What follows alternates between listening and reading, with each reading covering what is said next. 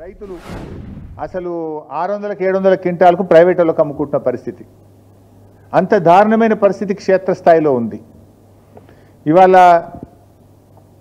కొనుగోలు కేంద్రంలో కొన్న వడ్లు కూడా సకాలంలో తరలించక సంచులు తడిచిపోతున్నాయి. 3-4 రోజులు కొనుగోలు కేంద్రంలో, అసలు వారం 10 రోజులు అవుతుంది, కొన్నాక కూడా 3-4 రోజుల దాకా మిల్లులు దించుకోవడం లేదు.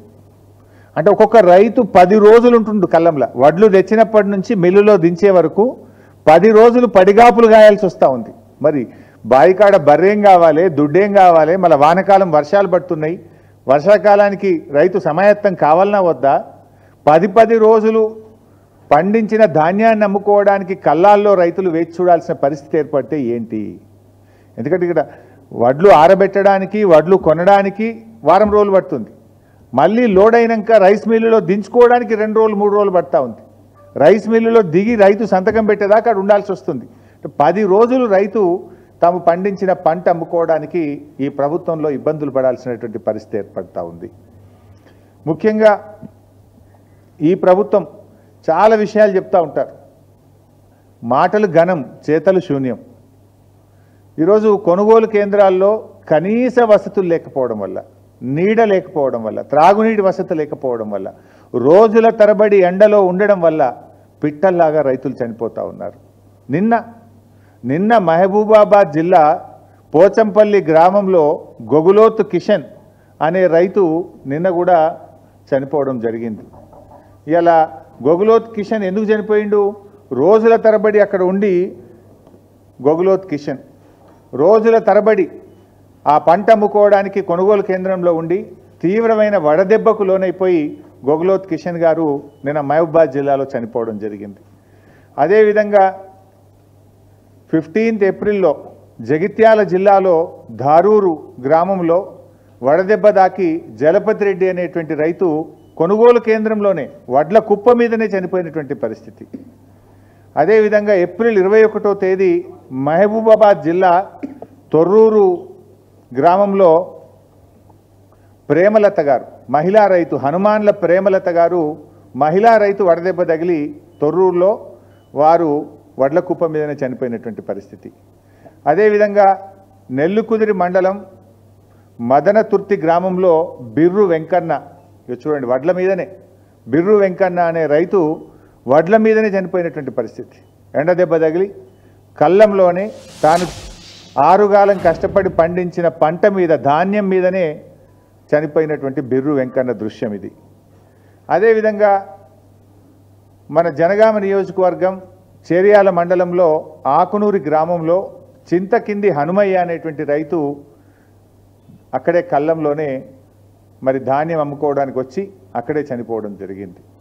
అంటే ఈ రకంగా ధాన్యపు రాశులే సాక్షిగా కొనుగోలు కేంద్రాల్లోనే రైతు మరణాలు జరుగుతూ ఉంటే ఈ ప్రభుత్వానికి చీమ గుట్టినట్టు కూడా లేదు.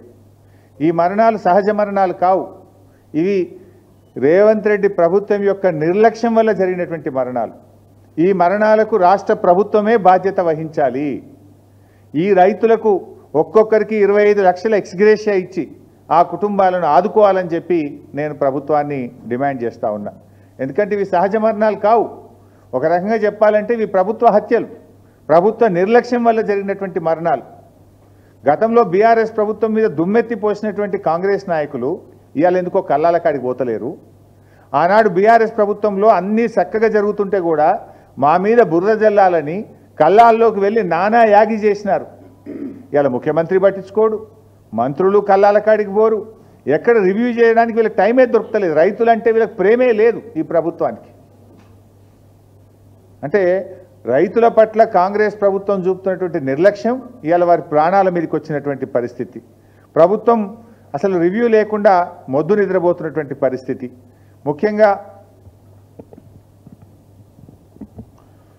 ఇవాళ ఈ ప్రభుత్వం ఏ విషయంలో, మీరు రైతుల విషయంలో గమనిస్తే వానకాలం ముఖ్యమంత్రి ఏమో ఈజ్ బిజీ విత్ అందాల పోటీల రివ్యూలు.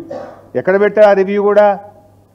పోలీస్ కమాండ్ అండ్ కంట్రోల్ రూమ్లో. ఆ పోలీసు వాళ్ళని కూడా పనిచేసుకొనియకుండా సెక్రటరేట్ ఓడిన గారు అయితే జూబ్లీ హిల్స్ ప్యాలెస్, లేకపోతే police command control room.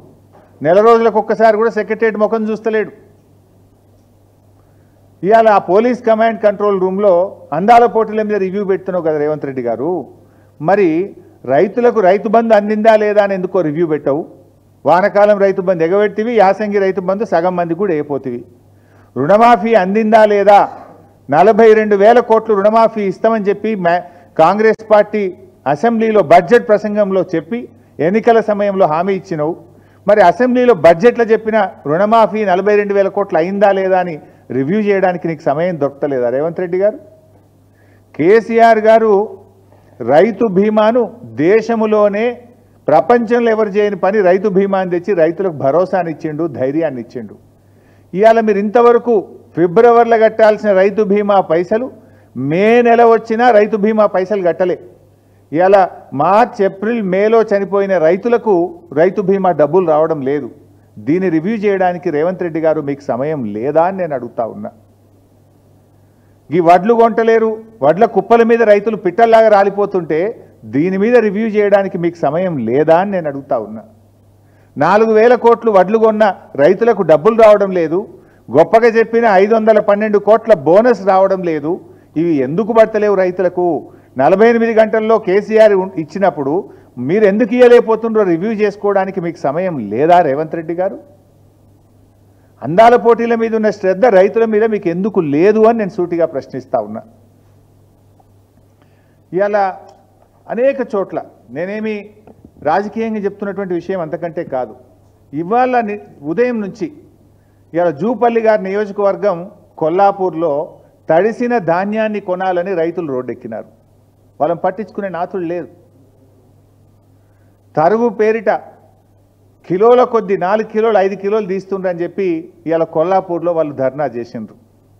Nagar Kurnool జిల్లా పెంటపల్లి మండలం జటప్రోలులో ఇవాళ తడిసిన ధాన్యాన్ని కొనండి, మొలకలెత్తుతున్నాయి అని చెప్పి రోడ్డెక్కి రైతులు ధర్నా చేసిండ్రు. జగిత్యాలలో తూకంలో 4 కిలోలు 5 కిలోలు ఎక్కువ పెడుతున్నారు, మాకు బస్తా మీద 5 కిలోలు తీస్తే క్వింటాల్ మీద 10 కిలోలు పోతుంది అని చెప్పి జగిత్యాలలో రైతులు ఇవాళ రోడ్డెక్కి ధర్నా చేసిండ్రు. అదేవిధంగా సిరిసిల్ల జిల్లాలో తంగెలపల్లి మండలం జిల్లెల గ్రామంలో వడ్లు కొనుగోలు చేయడం లేదని సిరిసిల్ల సిద్దిపేట హైవే మీద రాస్తా రోకో చేసిండ్రు. అదేవిధంగా సన్నవడ్లు కొంటలేరు, 2 నెలల నుంచి సన్నవడ్లు అమ్ముకోవడానికి కళ్ళంలో వడ్లు పోసి ఎదురు చూస్తున్నామని చెప్పి రాస్తా రోకో చేసినారు.